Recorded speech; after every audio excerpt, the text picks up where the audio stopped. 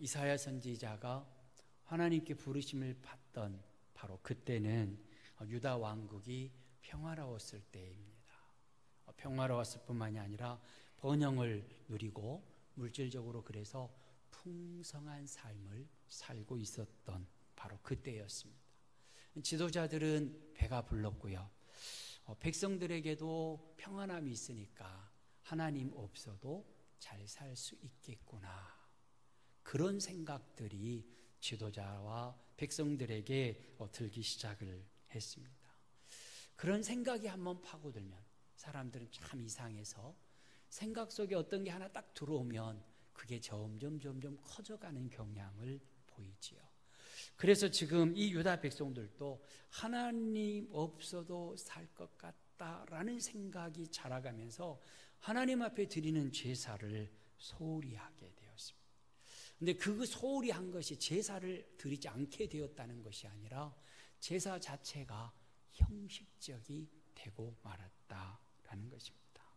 그래서 하나님께서는 유다 백성들에게 수차례 경고하시고 심지어는 징계도 하십니다. 그래서 지난주 살펴보았던 것처럼 머리부터 발끝까지 성한 곳이 없을 만큼 하나님 앞에 징계를 받기도 했습니다. 그럼에도 불구하고 이 유다 백성들이 하나님 앞에 나와 회개하고 하나님 앞에 삶으로 드리는 진정한 제사를 드리지 않고 있습니다. 그래서 하나님께서는 점점 경고의 목소리가 커져가고 있는 그때에 이사야가 하나님께 부르심을 받았던 것입니다. 성도 여러분, 우리의 신앙생활에 있어서 가장 중요한 것은 하나님 앞에 드려지는 예배입니다. 우리가 예배의 삶을 어떻게 사느냐에 따라서 그 사람의 평생의 삶의 방향이 결정되어지고 은혜 안에서 풍성한 복을 누리느냐 그렇지 못하느냐가 그 예배를 통해서 결정이 되어집니다. 하나님 앞에 온전한 예배를 드리지 못하면 그 사람은 신앙생활에 있어서 감사도 기쁨도 없고 하나님을 예배하는 감격도 누리지를 못하고 사는 것입니다. 우리가 일주일에 하나님 앞에 예배를 얼마쯤 드릴까요? 주일 낮 예배, 오후 찬양 예배, 그리고 지금 드리고 있는 수요 예배, 그리고 새벽 예배, 그리고 금요 심야 기도회, 이와 같이 매일매일 하나님 앞에 우리는 예배를 드리고 있습니다. 그러니까 지금까지 여러분들이 예수 그리스도를 믿기 시작한 이후부터 하나님 앞에 드려지는 예배의 횟수를 헤아려 본다면 그것은 헤아릴 수 없을 만큼 수많은 예배를 드렸을 것입니다. 일주일에 2번 수요 예배, 새벽 기도 빠지지 않고 10년을 신앙생활했다면 약 4,500번 정도의 예배를 드립니다. 새벽 예배까지 포함해서 예배를 온전히 다 교회에서 공적으로 드리는 예배를 다 참석하면 1년이면 450번, 10년이면 4,500번입니다. 그러니까 여러분들이 신앙생활을 어떻게 해왔느냐에 따라서 예배 횟수는 달라지겠죠. 그런데 그렇게 예배를 드림으로써 내 신앙이 성숙해졌는가?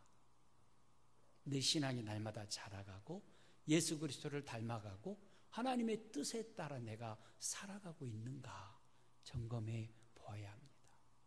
오늘 본문에서 이사야 선지자를 통해서 하나님께서는 유다 백성들에게 왜 마당만 밟고 가느냐라고 책망을 하십니다. 12절에 보시면 너희가 내 앞에 보이러 오니 이것을 누가 너희에게 요구하였느냐? 내 마당만 밟을 뿐이니라. 너희가 그냥 형식적으로 내 앞에 보이기 위해서 왔다 간다. 그런데 내 앞에 너희들이 보이고 가라고 누가 요구하느냐? 왜 마당만 밟고 가느냐? 라고 책망하십니다. 마당만 밟았다 그 말은 회개 없는 제사만 드리고 가더라. 하나님 앞에 삶을 드리고 회개하고 죄로 인하여 애통함이 없이 그냥 제사 행위만 하고 돌아가더라. 그것은 마당만 밟고 가는 것이다 하는 것입니다. 자신의 상황과 환경을 하나님 앞에 온전히 드리는 그런 많은 제물로서 하나님 앞에 드리지 아니하고 신령과 진정으로 드리면서 자기의 상황과 환경을 하나님께 아뢰어야 되는데, 지금 이 유다 백성들은 많은 재물을 하나님께 드리면 내 상황을 더 좋게 바꿔줄 것이라, 하나님 앞에 더 많은 재물을 드리면 내 환경을 좋은 환경으로 바꿔줄 것으로 생각하고 재물만 드리고 있다. 삶과 신앙 고백은 없이 행위만 반복하고 있다라는 것입니다. 그러니 하나님 앞에 제사라고 하는 행위로 하나님 앞에 나아가면 하나님이 무조건 하나님과의 관계가 개선되어지고 잘 살게 되어줄 것이라고 하는 환상과 착각을 버려라. 그것은 마당만 밟고 가는 것일 뿐이다 라고 책망하시는 것입니다. 즉 회개하지 않고 형식적으로 드리는 제사, 회개하지 아니하고 형식적으로 드리는 예배, 하나님께서 보실 때는 아무런 의미 없는 행위일 뿐이다 라고 말씀하십니다. 그렇다면 유다가 지금까지 그러면 어떻게 제사를 드렸을까? 형식적인 제사만 반복해서 드렸다라는 것입니다. 11절부터 13절 초반절까지 우리 함께 한 목소리로 봉독하겠습니다. 여호와께서 말씀하시되 너희의 무수한 재물이 내게 무엇이 유익하뇨? 나는 순양의 번제와 살찜 짐승의 기름에 배불렀고 나는 숫송아지나 어린 양이나 순염소의 피를 기뻐하지 아니하노라. 너희가 내 앞에 보이러 오니 이것을 누가 너희에게 요구하였느냐? 내 마당만 밟을 뿐이니라. 헛된 재물을 다시 가져오지 말라. 아멘. 지금 유다 백성들이 하나님 앞에 예물을 드리고 제사를 드릴 재물을 하나님 앞에 바쳤습니다. 그런데 하나님께서는 그 재물을 전혀 기뻐하지 않으신다. 그렇게 말씀하십니다. 왜냐하면 하나님 앞에 제사를 드리려 나오기는 나오는데 마음은 전혀 딴 곳에 가 있다라는 것입니다. 하나님은 유다 백성이 드리는 제사를 보면서 헛된 재물을 가져왔으니 가증스러울 뿐이다 라고 말씀하십니다. 하나님께서는 그 모든 기름 태우는 냄새를 견디지 못하겠다라고 말씀하십니다. 성도 여러분, 예배 시간에 예배 드리는 이 예배당 안에 앉아 있다고 해서 다 예배를 바르게 드리는 것은 아님을 우리는 기억해야 합니다. 하나님을 사모하는 마음, 하나님을 공경하고 하나님을 경외하는 마음 없이 몸만 여기에 앉아 있다면 그것은 예배 드리는 것이 아니라는 것입니다. 예배당의 마당만 밟고 돌아가는 것일 뿐 하나님이 받으시지 않으신다라는 것이죠. 마음과 몸이 다 하나님을 향하여 있을 때 온전한 예배라고 부를 수 있다라는 것입니다. 그래서 13절에 헛된 재물을 다시 가져오지 말라. 분향은 내가 가증히 여기는 바요 라고 말씀하십니다. 14절에 내 마음이 너희의 월삭과 정한 절기를 싫어하나니 내게 무거운 짐이라 내가 지기에 곤비하였느니라 라고 말씀하십니다. 본래 제사를 하나님께서 제정하실 때에는 하나님께서 배가 고프시거나 하나님의 고기를 드시고 싶어서 하나님 앞에 번제와 각종 화목제를 드려라 라고 말씀하신 것이 아닙니다. 짐승을 하나님 앞에 제물로 드리는 것은 너의 그 죄가 네가 죽어 마땅한 죄이지만 네가 죽지 아니하고 제물로 대신해서 하나님 앞에 드려라. 그때 내가 죽어야 되는데 내 죄 때문에 송아지 네가 죽는구나. 미안하다. 고백하면서 다시는 하나님 죄를 범하지 않겠습니다. 회개하며 제사를 드려야 했다는 것입니다. 그런데 유다 백성들은 이런 회개가 전혀 없었습니다. 회개는 없이 행위만 반복해서 드려졌다. 물론 제사를 드렸습니다. 14절 말씀처럼 분향도 했고 월삭과 절기도 하나님 앞에 다 드렸습니다. 분향했고 절기를 다 지켰다. 그런데 하나님께서는 유다 백성들의 그 모든 분향하고 제사하는 것들을 가증히 여긴다. 그 냄새를 내가 견디지 못하겠다 말씀하십니다. 하십니다. 그리고 또한 열심히 기도한다 할지라도 하나님께서 그 기도를 듣지 않으시겠다라고 말씀하십니다. 15절 함께 봉독하겠습니다. 너희가 손을 펼 때에 내가 내 눈을 너희에게서 가리고 너희가 많이 기도할지라도 내가 듣지 아니하리니 이는 너희의 손에 피가 가득함이라. 악에 물든 손, 죄로 가득한 그 손으로 제사하고 그 손을 가지고 기도한들 하나님께서 받으시고 들으시겠느냐라는 것입니다. 하나님 앞에서 제사는 열심히 드렸지만 삶은 변화가 단 하나도 없었다는 것입니다. 그래서 마음은 죄가 가득했고 하나님의 눈앞에서 악을 행했으며 형식적인 제사만 부지런히 드렸다는 것입니다. 학대받는 자를 돕는다거나 고아와 과부를 돌보는 일을 찾아볼 수가 없어서 하나님이 원하시는 공의가 나타나지 않았다라는 것입니다. 그래서 하나님께서 유다 백성들이 드리는 제사를 죽은 제사, 하나님이 받으실 한 제사를 드려야 되는데 형식만 남은 죽은 제사만 반복해서 드리고 있다라는 것입니다. 그래서 하나님께서는 더 이상 그 제사 받기 싫어하신 것입니다. 형식적인 제사를 이 유다 백성들이 드리게 된 이유가 무엇일까? 왜 그들은 그렇게 형식적인 제사를 드렸을까? 왜 하나님께서는 그들을 보시고 가증히 여긴다라고 하시고 또한 내가 견디지 못하겠다라고 하셨을까? 그것은 유다 백성들이 착각했기 때문에 그렇습니다. 그 착각 첫 번째가 하나님은 재물 그 자체를 기뻐하신다라고 생각한 것입니다. 요즘으로 말하면 가끔 전도하다 보면 교회 가면 헌금해야 되니까 교회 안 갈랍니다 라는 분 의외로 만날 수 있습니다. 헌금을 가지고 교회에 가야만 되는 것으로 아는 것입니다. 바로 지금 유다 백성들의 착각하고 똑같습니다. 하나님은 재물을 원하시는 것이 아니라 그 사람이 하나님 앞에 회개하며 나오는 마음을 원하시는 것이죠. 하나님 앞에 헌금 드릴 수 없는 분들, 헌금 상관없이 하나님 앞에 나와서 하나님 앞에 신령과 진정으로 예배하면 하나님 기뻐 받으시는데 그것을 오해한 것처럼 유다 백성들이 지금 그렇게 오해를 했습니다. 그래서 자기들이 하나님 앞에 제물을 드리면 하나님이 기뻐하시는 제물을 내가 드렸다라고 생각을 한 것입니다. 그래서 제사 지내는 것을 아주 자랑스럽게 떳떳하게 여겼습니다. 그런데 사실 어떻습니까? 제사를 지낸다 그 말은 내가 죄를 범했다 라는 의미입니다. 내가 범죄하였기에 그 죄로 인하여 내가 죽게 되었으니 하나님 용서하여 주옵소서. 그래서 소나 양이나 비둘기 가지고 하나님 앞에 제사를 지내는 것이죠. 그런데 그들은 죄 씻음 받기 위해서 드리는 제사 드리는 것을 부끄럽게 생각하지 않았고 하나님은 이 제물을 드리면 기뻐하실 거야. 나는 하나님이 기뻐하시는 일을 한번 했어 라고 생각하며 제사를 드렸다라는 것입니다. 그러니 이런 거죠.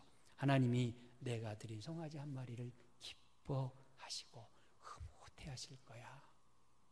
그러면서 자랑스럽게 아주 떳떳하게 마치 공을 하나 쌓은 것처럼 제사를 드렸다라는 것입니다. 그러나 우리 하나님은 제물이 무엇인가를 보지 않으십니다. 하나님께서는 제사 드리러 나온 사람, 그 사람이 죄로 인하여 통회하는 마음으로 상한 심정으로 나아가서 애통해하며 하나님 앞에 자기 자신의 죄를 고백하는 그것을 보시고 기뻐하시는 것입니다. 그런데 유다 백성들은 하나님이 기뻐하시는 것은 제물이다. 송아지 한 마리 드렸으니 하나님께서 기뻐하실 것이다 라고 착각해버리고 만 것입니다. 우리도 이와 같은 착각에 빠질 수 있습니다. 내가 예배 한번 드렸으니까 하나님이 이제 내게 복 주실걸?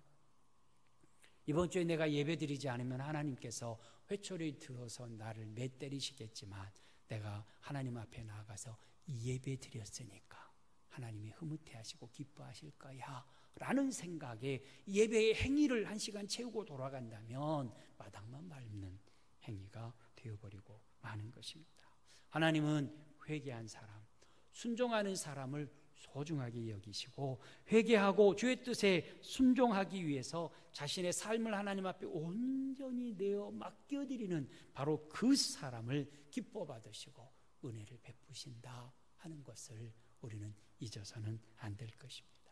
저들이 형식적인 제사, 형식적인 예배를 드렸던 두 번째 이유는 제사 그 자체를 자랑거리로 여겼다. 아까도 제가 말씀을 드렸는데요.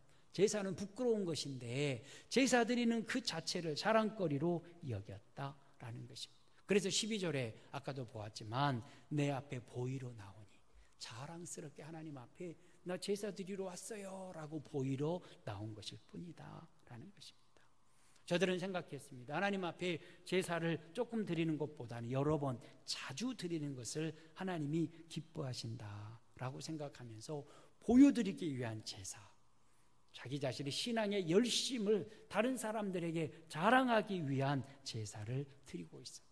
그래서 하나님께서 가증스럽게 보신 것입니다. 국어사전에서 가증스럽다 말을 찾아보니까 어떤 사람이나 그 사람의 행위가 괘씸하고 얄미운 것, 그것을 가증하다라고 말하더라고요. 괘씸하고 아주 얄미운 행동을 할 때 가증스럽다라고 말을 하는데, 하나님께 제사 드리러 나온 사람들이 하나님 앞에 제사 드리는 것을 자랑거리로 삼고 있는 그 상황을 보시면서 하나님께서 괘씸하다라고 여기시고 얄밉다라고 여기시며 가증스럽다라고 표현을 하신 것입니다. 우리가 죄사함을 받기 위해서 하나님 앞에 제사를 구약시대에 드렸잖아요. 그러니까 부끄러운 마음으로, 회개하는 마음으로 하나님 앞에 나와서 하나님의 이름을 부르고 애통하는 심정으로 나 대신 죽는 송아지를 보면서 내가 죽습니다 고백하며 제사를 드리지 아니한 것을 가증스럽다 하신 것입니다. 우리는 예수 그리스도의 십자가 그 죽으심의 공로를 힘입어서 하나님 앞에 예배를 드리고 있습니다. 그러니 우리가 드리는 이 예배는 예수 그리스도의 십자가 능력을 빼버리면 예배가 예배되어질 수 없지요. 그런데 우리 안에 나 대신 죽어주신, 나를 위하여 죽어주신 예수 그리스도의 은혜와 그 놀라운 사랑을 기억하는 그것이 사라져버린 채 하나님 앞에 예배드린다고 나와서 다른 사람과 교제하고 다른 사람을 보고 만나고 이야기하고 어떤 계획을 세우고 하는 것에만 관심이 있다면 하나님께서는 가증스럽다라고 말씀하신다라는 것을 알 수 있습니다. 그리고 또한 그들은 제사를 복받기 위한 방편으로 드렸습니다. 하나님이 우리의 제사를 받으셨으니까 당연히 내게 복 주셔야 합니다 라고 생각한 것입니다. 다른 말로 하면 하나님, 내가 드린 제물로 배부르시지요. 그러니 하나님 이제 그 신세를 내게 갚아주셔야 됩니다 라고 생각하며 복을 요구하고 있다라는 것입니다. 그래서 11절에 하나님은 그와 같은 자들에게 대답하십니다. 여호와께서 말씀하시되 너희의 무수한 제물이 내게 무엇이 유익하뇨?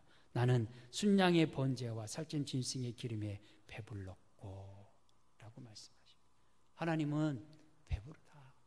나는 그것 먹을 필요도 없는 하나님이다 라고 말씀하십니다.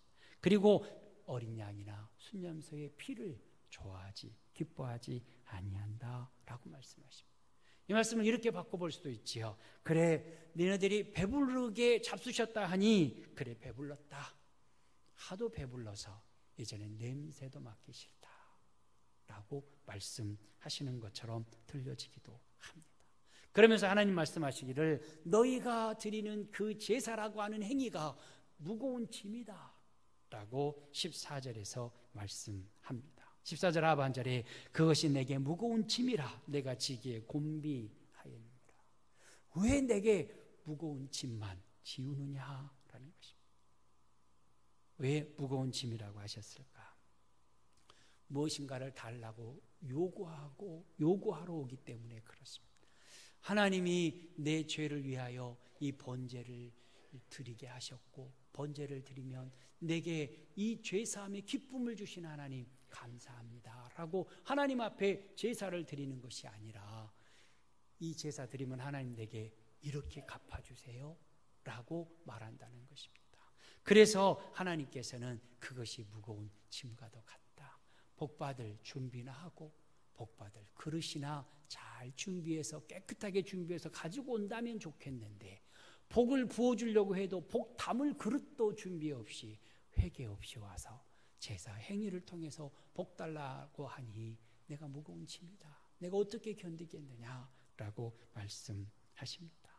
제사 드리는 사람 중에 하나님을 이렇게 생각했다라는 의미죠. 하나님은 가난하고 배고프신 하나님이시다. 그래서 내가 도와드렸다.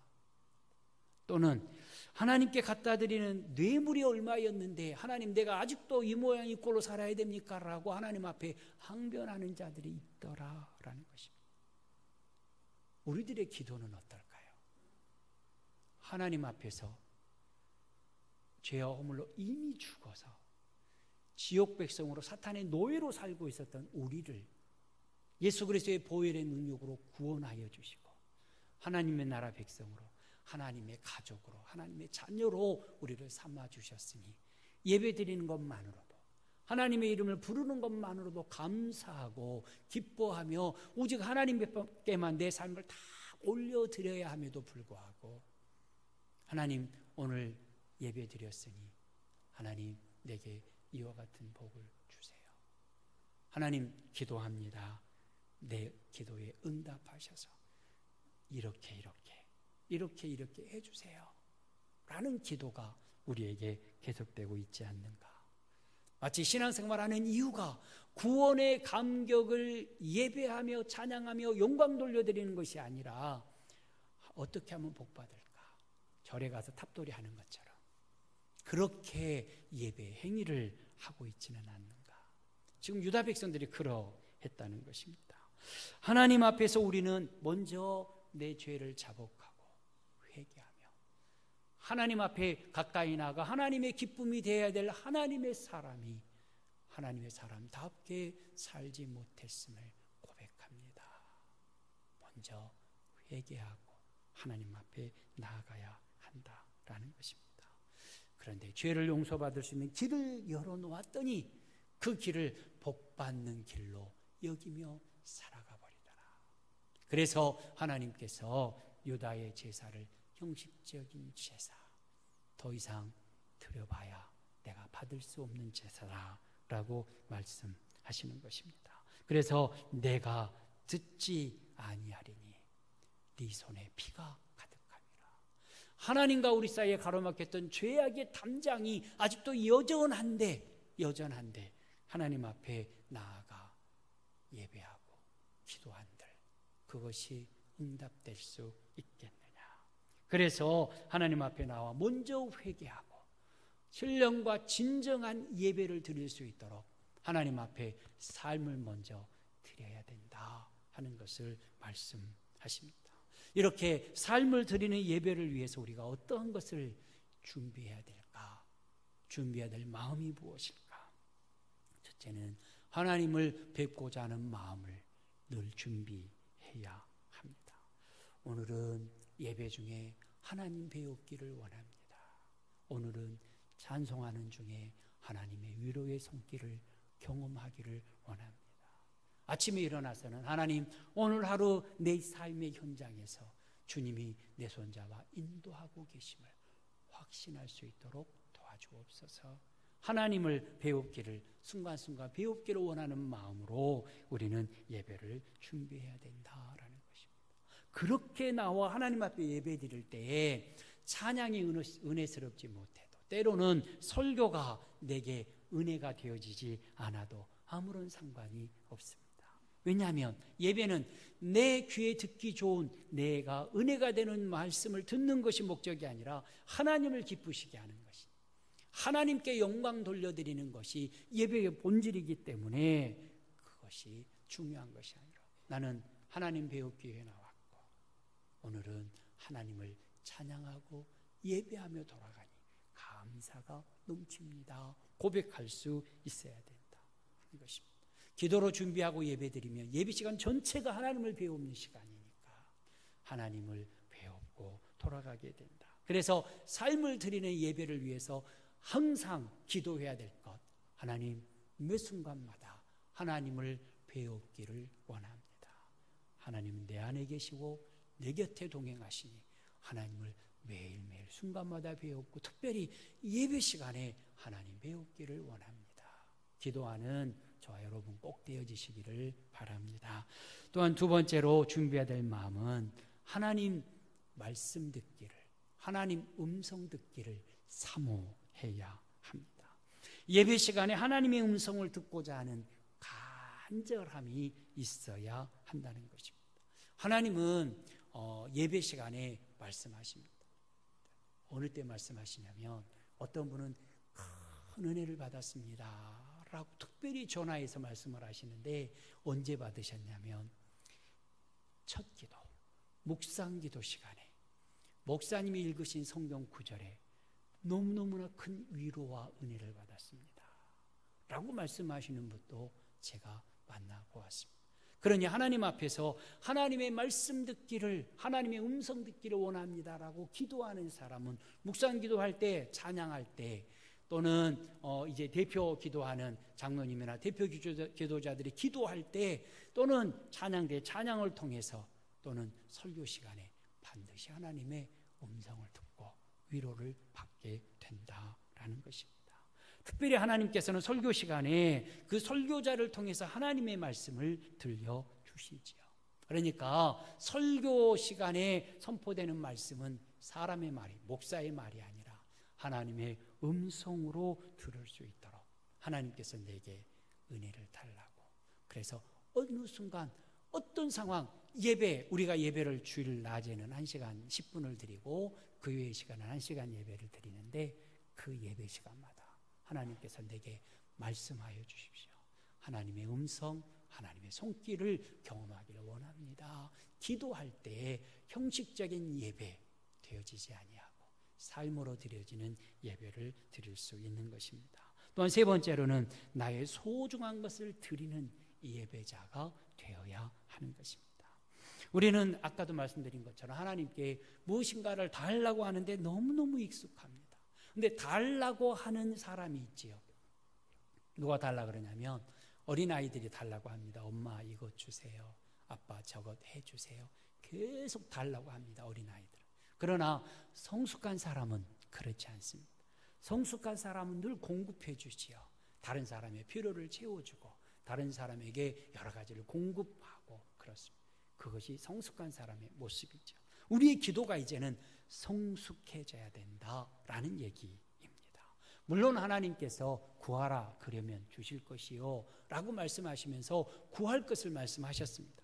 그런데 성경에서 예수님이 가르쳐 주실 때 먼저 그의 나라와 그의 의를 구하라 라고 말씀하시죠. 그래서 하나님의 나라와 그의 의를 구하면 다 채워질 것을 순서를 바꿔가지고 그것 먼저 구하지 말아라.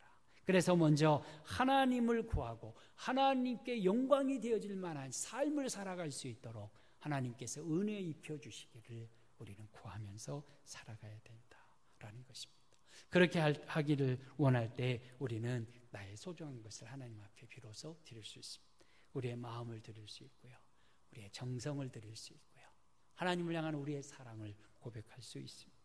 귀한 시간을 드릴 수 있고요. 또 물질도 하나님 앞에 감사함으로 기쁨으로 내어드릴 수 있게 되는 것입니다.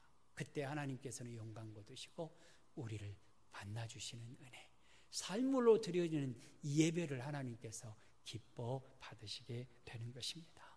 정리하겠습니다. 오늘은 유다 백성들을 향한 하나님의 탄식을 우리는 함께 나눴습니다. 그리고 그렇게 탄식하실 만한 제사를 드렸던 이유를 함께 생각해 보았고 준비하지 그들이 못했던 것들을 살펴보았습니다.